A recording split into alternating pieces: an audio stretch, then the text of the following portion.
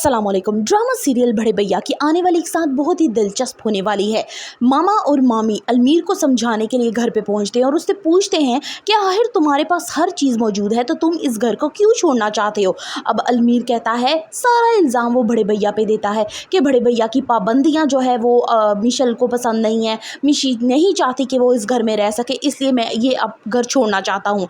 अब मिशी आ जाती है और वो कहती है कि ठीक है, अगर बड़े भैया हमें हमारा हिस्सा देते हैं तो ठीक है, नहीं तो मैं अलमीर को लेकर यूएस चली जाती हूँ।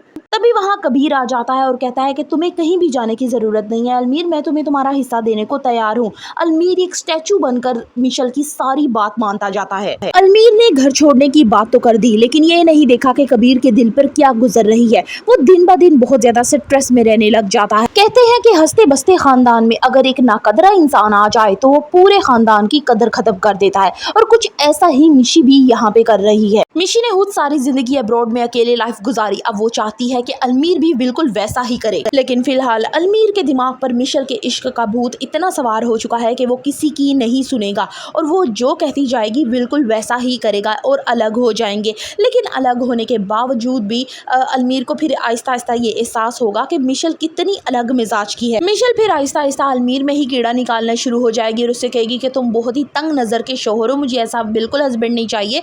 यहाँ पे अलमीर उसे समझाएगा, देखो तुम घर वालों के साथ नहीं रहना चाहती, वो ठीक है, मैंने तुम्हारी बात मानी, लेकिन जो हमारी इलाकी वैल्यूज़ है तुम तो उनकी कदर नहीं करती और मुझे तुम्हारा रहन सहन इस तरह से पसंद बिल्कुल नहीं है। अब अलमीर देखेगा कि मैंने मिशेल की खातिर घर वालों से लड़ाई की, बगावत की और इसको लेकर अलग हो गया, अब यही मेरी कदर नहीं करती है। अब वो बहुत ज़्यादा स्ट्रेस में आ जाएगा, परेशान रहने लगेगा।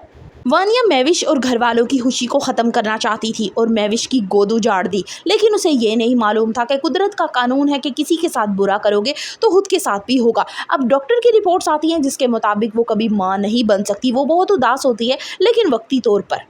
अलमीर अलग होने का फैसला तो कर लेता है और खुश भी होता है कि कबीर उससे हिस्सा देने पे राजी हो गया है, लेकिन ये नहीं देखता कि उसकी आंखें किस कदर आंसुओं से भीगी हुई हैं, उसके दिल पर क्या गुजर रही है। आने वाली एक साथ बहुत ही दिलचस्प होने वाली है। सो फर्दर रिव्यूज ऑफ बड़े भैया kindly subscribe my channel. Video अच्छी लगी हो तो एक लाइक तो बनता है।